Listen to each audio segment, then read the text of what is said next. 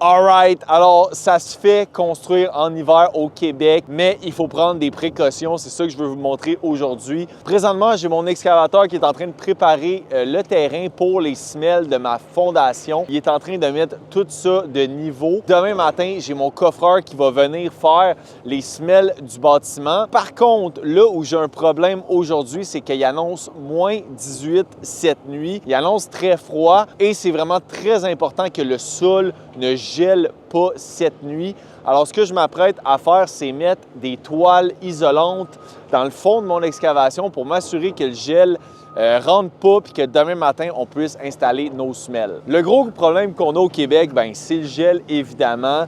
Comme vous l'avez peut-être appris dans vos cours de sciences au secondaire, le problème, c'est que de l'eau, quand ça gèle, ça grossit. Puis là, en ce moment, on a de la terre. Évidemment, la terre est gorgée d'eau. Là, on voit déjà qu'il y a de l'eau sur la surface.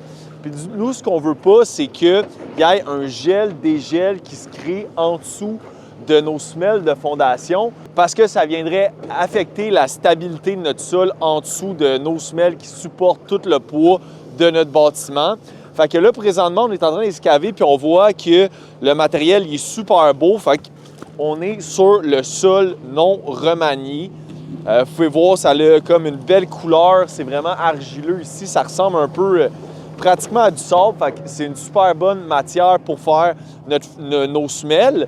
Mais c'est ça. Là, le problème, c'est que cette nuit, ça va geler si on ne fait rien. Puis si ça gèle, demain matin, on va arriver pour faire nos footings. La réaction du béton, ça crée énormément de chaleur. Donc là, ça va faire dégeler le sol, ça va donner de la bouette. Puis on va avoir des semelles qui sont assis sur de la bouette. Fait que ça, on veut vraiment éviter ça. Fait que là, j'attends que mon excavateur termine, puis le fun va commencer. On va mettre toutes des bâches ici pour isoler le sol. Puis demain matin, on va devoir les enlever avant que mon coffreur commence sa job. Dernière chose, ici au fond de l'excavation, vous pouvez voir, on a de la pierre. On est en train de mettre de la pierre parce que ici, le niveau du sol était trop bas. Donc, le sol non remanié, le beau sol pour mettre notre fondation, était plus bas que là-bas ici.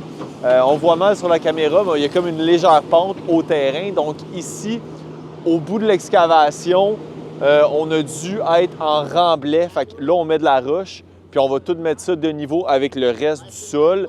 Puis donc sur la partie au fond du bâtiment, les footings vont être appuyés sur la roche et non pas sur le sol comme on est là présentement. Sur la roche, pour le gel dégel, c'est pas un enjeu parce que vu que la roche là, laisse passer l'eau, il n'y aura pas d'eau juste en dessous de notre semelle. Fait que là, on n'a pas besoin de mettre des bâches. Ça va juste être ici où est-ce qu'on est sur le sol.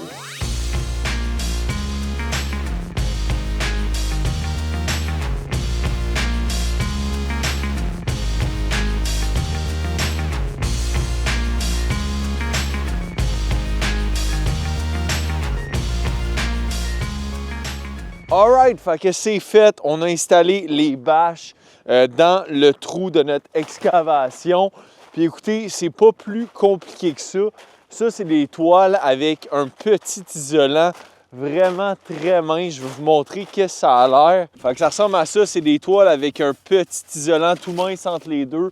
Puis c'est en masse, c'est tout ce qu'on a besoin, juste pour pas que le sol soit directement en contact avec l'air. Puis comme vous pouvez voir, j'ai aussi mis des roches un peu partout juste pour pas que ça lève avec le vent. Fait que c'est vraiment rien de scientifique, mais ça devrait empêcher le gel de pogner au sol. Puis ça va nous permettre d'avancer demain matin. Il va falloir qu'on les enlève avant de faire nos footings. Donc, on se voit demain matin pour cette étape-là. Alright, fait qu'on est le lendemain matin. On a déjà enlevé les toiles. Ça l'a pris 5-10 minutes. Les gars de coffrage sont déjà partis. Puis c'est ça, puis je veux vous montrer vraiment à quel point ça a fonctionné nos toiles. On les a pas mis là pour rien. Avec la petite neige qu'il y a eu, c'est très facile de voir où est-ce qu'il y avait eu une toile puis où est-ce qu'il n'y en avait pas.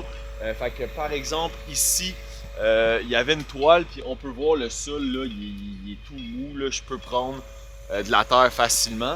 Tandis que juste ici, où est-ce qu'on n'avait pas de toile, ici, le sol il est dur, là. Il est pas mou, il est tout gelé. Puis c'est ça, c'est comme de la roche. Fait que ça a vraiment fait la job de mettre les toiles, puis ça a fait en sorte que là, on est prêt pour nos semelles. Puis j'ai pas mis les toiles trop loin parce que une fois qu'ils vont avoir coulé les semelles, va falloir que j'y remette par-dessus. Fait que je vais revenir cet après-midi pour faire ça. Puis dans le fond, le but de remettre les toiles par-dessus, c'est pour aider la cure du béton. La cure du béton, c'est la réaction chimique par laquelle le béton devient solide. Puis par temps froid, ben, il faut s'assurer que le béton il a le temps de faire une bonne cure avant qu'il gèle. Donc mettre la toile, ça l'aide à garder sa température puis s'assurer qu'il ait le temps de compléter sa cure. Sinon, ben, ça ferait que notre béton serait pas aussi solide qu'il devrait. Fait que ça aussi, je reviens faire ça tantôt.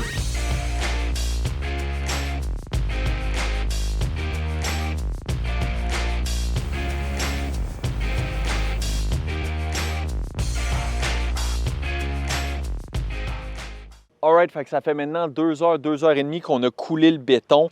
Il commence à être solide, là. Je vous dirais qu'il est moyen. On pourrait embarquer dessus, mais il est encore un petit peu mou. Fait que là, c'est le moment parfait de mettre les toiles. En fait, on voulait attendre qu'il fige un petit peu avant d'installer nos toiles, juste pour pas que la toile se mélange avec le béton puis que ça pogne ensemble. Fait que c'est ça. On installe les toiles qu'on a commencé à faire là-bas. Puis quelque chose que je n'avais pas mentionné à date dans la vidéo aussi, c'est que pour nous aider à travers tout ce processus-là, on met aussi un accélérateur dans le béton qui est comme un produit chimique qui fait que la cure du béton se fait plus rapidement. Fait que ça nous permet de nous assurer que la cure va se faire avant que le béton gèle. Fait que c'est juste une autre précaution qu'on prend pour s'assurer d'avoir une belle job de béton même en hiver. Puis voilà, là, c'est vraiment là que le fun commence parce qu'il y a neigé sur nos toiles. Fait que là, ils sont bien plus lourds qu'à matin, sont toutes mouillées. Fait que c'est ça les joies de la construction. Pour ceux qui se demandent pourquoi c'est pas le coffreur qui fait ça, bien écoutez, je sais pas quoi vous dire, c'est comme ça. Je pense que les coffreurs ne veulent pas être tenus responsables des problèmes qui peuvent arriver si cette étape-là est mal faite. Fait que pour se dégager de toute responsabilité, puis pour ne pas avoir du fun comme j'ai là avec les toiles, bien, c'est souvent pas inclus dans leur offre de service puis leur contrat. Règle générale dans l'industrie, c'est à l'entrepreneur général de faire cette portion-là, de s'assurer que le béton est protégé.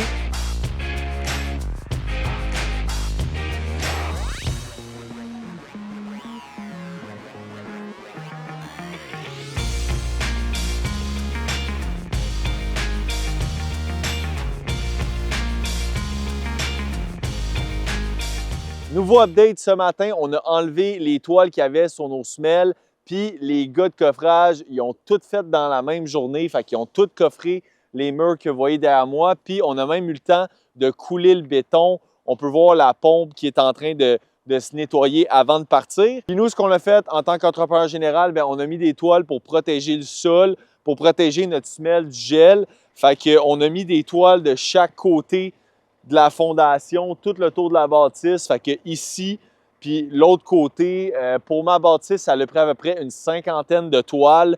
Puis ça, encore une fois, c'est pour empêcher le gel. Cette nuit, il annonce très froid. C'est pour empêcher le gel d'aller en dessous de nos semelles.